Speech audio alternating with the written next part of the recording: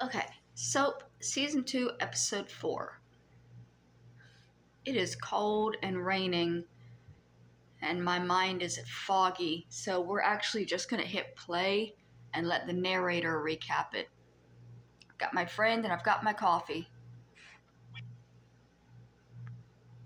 In last week's episode of Soap, Dutch and Chester were discovered hiding from the police in the Tate basement. Dutch, to prevent the Tates from going for help, told them he'd kill Chester if they did. They didn't. Corinne and Tim had a wedding, during which Mrs. Flotsky tried to prevent their marriage. She couldn't. Jody told Bert and Mary that he's going to be a father. He told Bert to be serious. Bert wasn't. And Dutch went up to Eunice's bedroom. He said he didn't have anything on his mind, but did. Eunice thought about preventing it, but didn't. Confused? You won't be after this week's episode of Soap.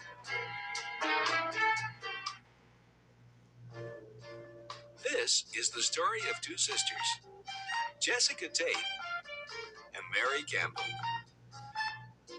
These are the Tates, and these are the Campbells. And this is Soap.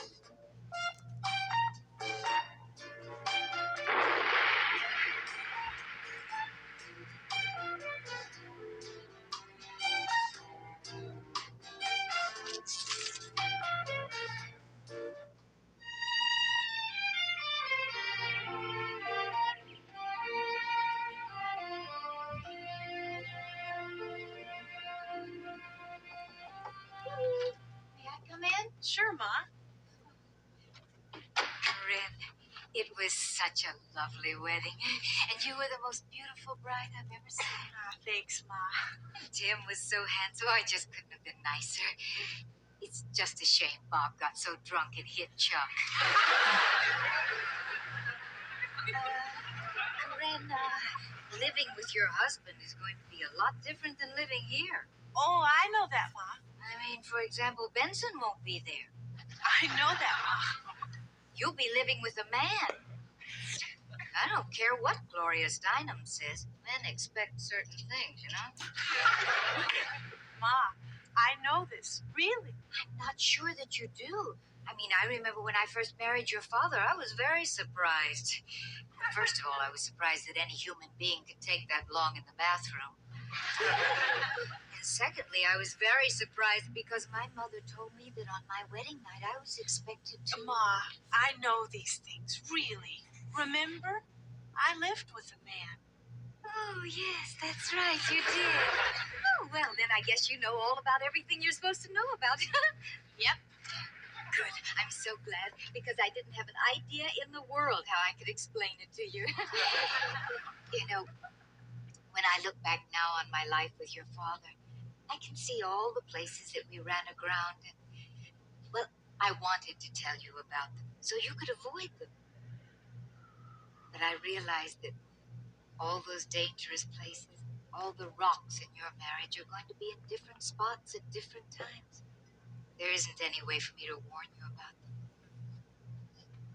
You know, Corinne, whatever does happen in life is not nearly so bad when it's put into words. I guess the best thing I can tell you is just talk to each other. Corinne, be happy. I will, Ma. Oh, good. She better be. She's ruining Tim and Tim's mom's life. She better be thrilled.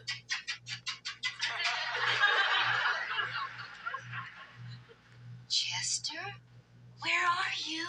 Over here. Ooh. I heard him rustling around these boxes earlier this evening. If he's lost her, hurt, I'll never forgive myself. Do you mean Dutch, dear? Because if you do, I think he's upstairs. No, Arnold. Arnold? He's a rat. A rat? Yes. I met him last week over there behind the furnace.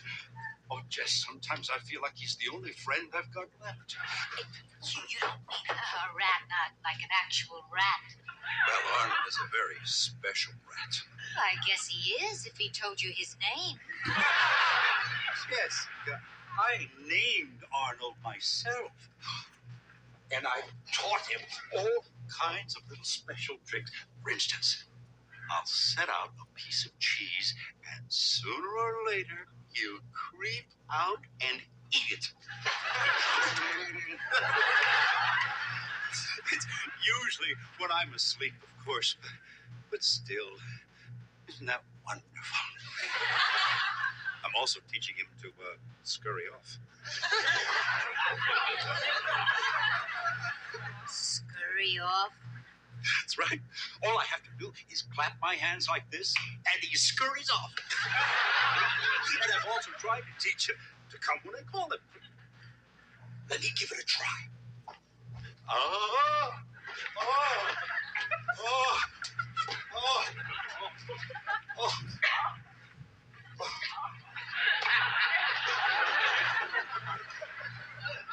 Don't you think it would work better, dear, if you just said, "Here, Arnold, here, Arnold"? You got the cheese? Yes, I wasn't calling him. It was something else. It was some kind of an attack.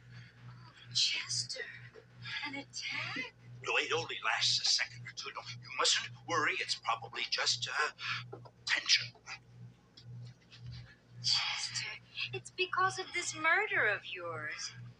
I thought no good would come of it. Is he having an aneurysm? Look at us, for example, Chester. How long has it been since we had a normal married life? Jessica, I am an escaped convict who's not allowed out of his own basement because I'm at the mercy of a killer. Well, Well, don't you think that in some small way might have an effect on our domestic life? Chester, I love you.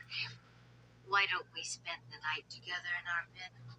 Oh, Jess, I'm sorry. I really am. It's just that everything that's going on, I just can't.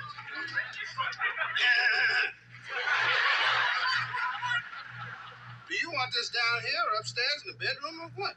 No, Benson, I guess you might as well leave it down here. You see, darling, I thought it would be really nice if we shared a bottle of your favorite wine together. Oh, Jess, I just wish I deserved all the kindness you've shown me. So do I. You've just been so nice. Is that Arnold? Benson, no. Got that, mother. No, Benson.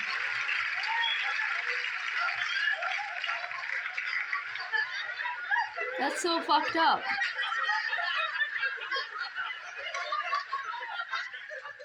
That was Arnold.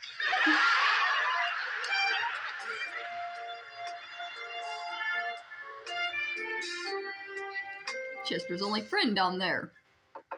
Tim, it's our wedding night, and you've been in there for over 20 minutes. Are you all right? Sure. I'm just setting up the courtesy coffee so it'll be all ready first thing in the morning. I don't think we have to worry about coffee, Tim. Besides, I've already ordered champagne. Okay, I'll be right there. I just want to rinse out a few things. Tim, I think this is serious. I think you should come out now.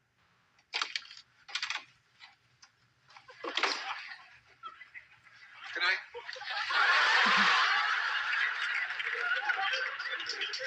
You're a little nervous, aren't you? Me? Don't be crazy. Why would I be nervous? Good. Well, this is some view, isn't it? I wonder how many miles you can see. Tim, we're only on the second floor. Look, I can understand if you're a little uneasy, but you must have known all along that this would be part of our marriage. Hopefully. Well, I thought I could handle it when the time came, but now I'm not so sure. But it's not something you do alone, it's something we do together. Hopefully. That must be room service. Can you get it? Sure. Coming. You know, and I know it's against his religion, but I wonder if he would have just fucked her without marrying her if she would have moved on and found somebody else instead of obsessing and forcing him. I mean, the bitch traveled to a mountain to find him in seclusion, to drag him back because he had not yet fucked her. I think he could have solved all of his problems if he had sinned one time.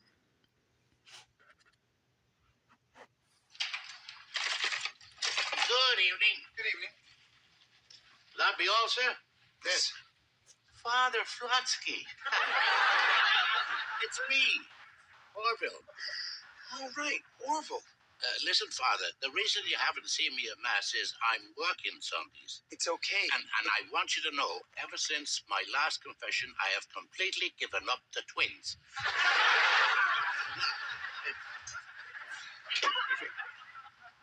Hiya. I don't believe it.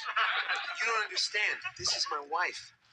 And you made me give up the twins.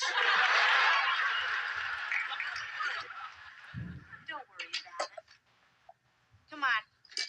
Let's have a drink. All right.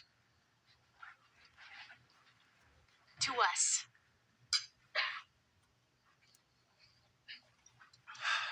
You feel better? Uh-huh. Good. How much better?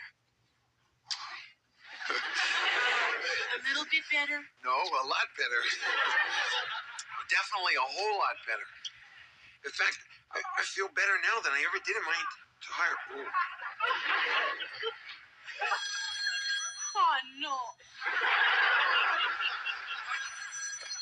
Hello? Mother? Attack?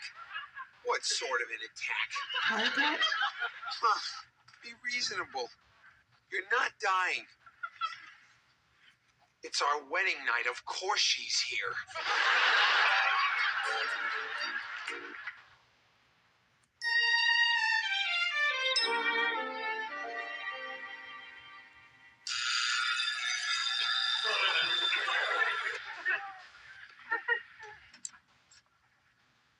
Bert. Time to get up. Oh, 7 of my men are going to be off today because it's a Jewish holiday, and I'm going to have to do all their jobs. Bert, could I talk to you before you go? You know what kills me is I don't think they're all Jewish. 2 of them are black, and one's an Indian. Darling, I really need to talk to you. Well, we'll talk tonight, Mary. I got a big day ahead of me. Well, at least you're going to have a day. I'm not going to have any day at all. Is that a riddle, Mary? Because if it is, it's much too early for that. His hair is perfect, though. I have no life, Bert. And so is hers, just waking up at 7 a.m. You know, the kids are grown and you're hardly ever home to dinner, and there's no laundry to do, nothing to clean, no beds to make, nothing. I could be sloppier. I tell you what. Now, Mary, when I come home tonight, I'll mess up the house. Now, Mary, right now I can't talk, or else I'll be late. Oh, you won't be late, Bert. I set the alarm ahead a half an hour. It's only 5 minutes. Bert, I need to talk to you. Mary, I need to sleep. I want to go to school, Bert. Mary, it's 5:30 in the morning. School's closed. I'm serious.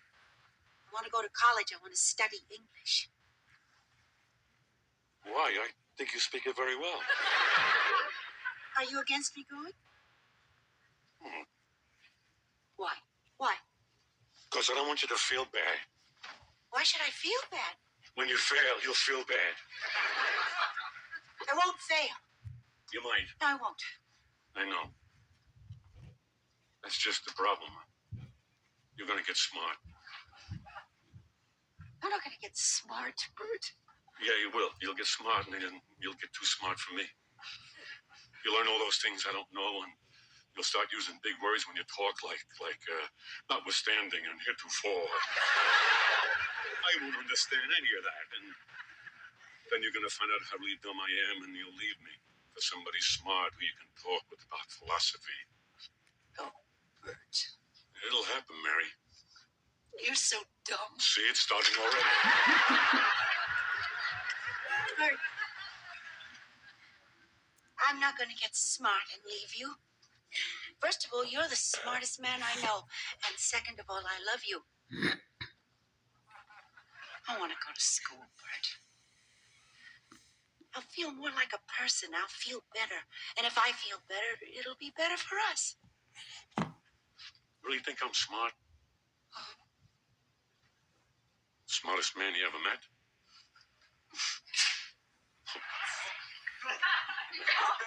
Listen, Mary, I got 20 minutes left. No sense going back to sleep. You're so smart.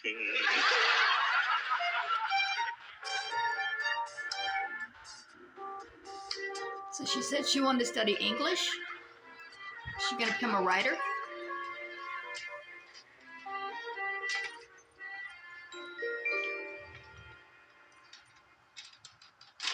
Hey, Danny. Is it a Roseanne situation where in the last episode we find out that Mary actually wrote this entire thing?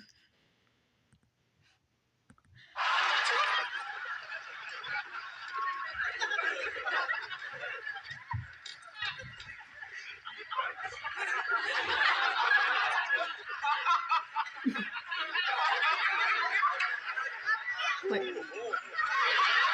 So I say, did he actually drop something? I missed it. She really picked up speed there.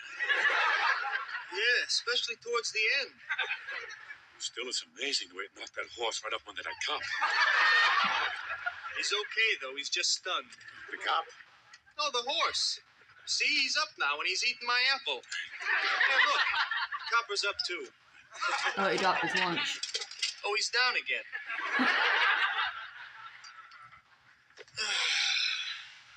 Come on, Danny, what's the matter? Believe me, 40 stories up is not a good place to be depressed. It's Elaine. Every day it's more and more shopping. She's charging up a storm. I tell you, you can't believe how much I'm in debt.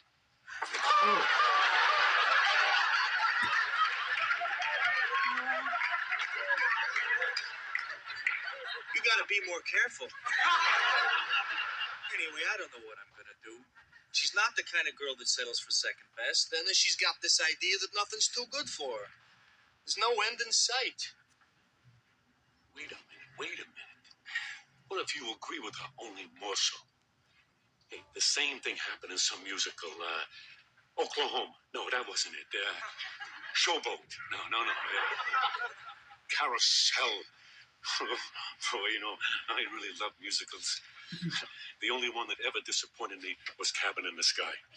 But that was my fault because I thought it was going to be a musical about the construction industry.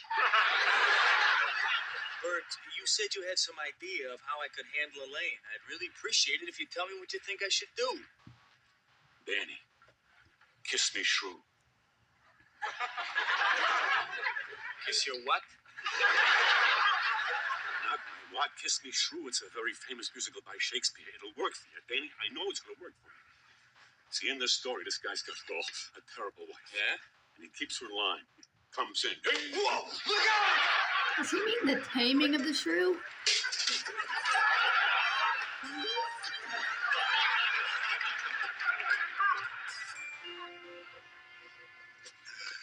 You're going to love it. Well, you can bet I'll save this ribbon. Oh, you shouldn't have a turtle. Like it? I love him. Harder for Benson to kill. Back here so we can play. Oh, Chester, you know the nice thing about a turtle is that that's something everyone can use, but seldom goes out to buy for himself. Thank you for your gifts, too. You're welcome, Daddy. Please don't mention it. Also, I had my eye on a spider for you over there behind the stairs, but he turned out to be dead, and I didn't want to bring back bad memories. All right, I did what you asked. So I just hope I've heard the last of it. You gave Arnold a proper burial. Sort of. You mean sort of? Well, it's more like a burial at sea. He flushed him. flushed him down the toilet. Colonel, I understand you recently lost a valued rodent. And I thought the companionship of Sigmund might be of some solace. Who's Sigmund? A gallant Doberman I liberated from the Nazis during our push to the Rhine. Now, despite his ancestry, I think you find him a devoted and loyal patriot. Come, Sigmund. The Major has a dog. Sigmund, come. Here. That dog has seen better days.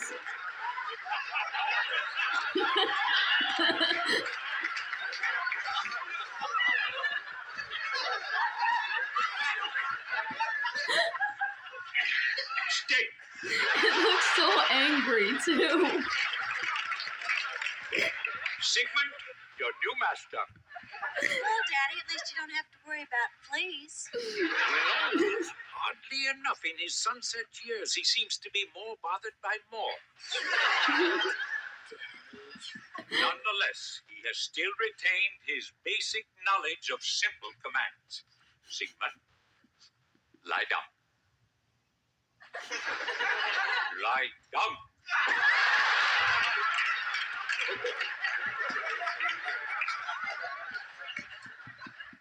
Words can't. fail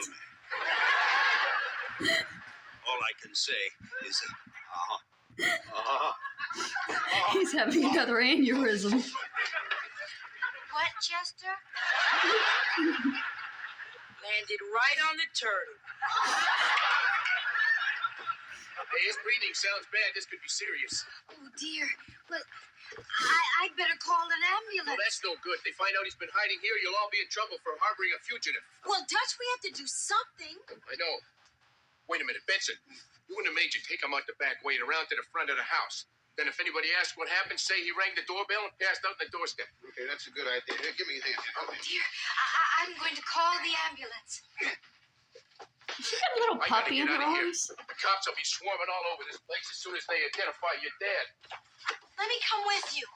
Are you crazy? It's too dangerous. I don't want to be without you. Listen, I can't make any promises. But after this calms down, I'll try to come back and see you. Really, will you? I'll try. But I don't know how long it'll take. Goodbye, Dutch. Be careful. So long, sweetheart.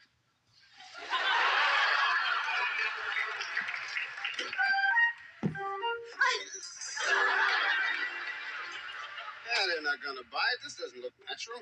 What do you mean? Well, the story is he rang the doorbell and then collapsed. This looks like he settled down for a nap. Here, give me a hand here. Is he dead? Get him up. Oh, dear. You better hurry. Yeah, this will make it look more real. Let's get him over here by the door. Billy, put his finger on the doorbell there. Isn't that strange? It sounds as if he's perfectly fine. I'm going to count to three. Now, when I do, everybody move away. 1, 2, 3. He'll hit his head.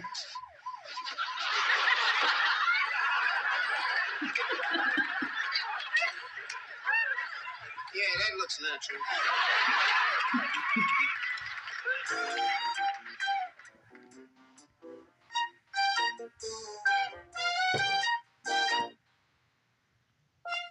Does Bert really have a plan to change Elaine? Does it involve surgery? Is Chester seriously ill? Or is he just upset about Arnold? Will Sigmund ever be housebroken? Will Dutch and Eunice get together again? Will Corinne and Tim get together? What will the police do when they discover Chester's been taken to the hospital? Will they have to wait for visiting hours to arrest him? These questions and many others will be answered on next week's episode of So. So I think I have a new character, because Sigmund is great. That's all I have to say about this episode. I love that dog.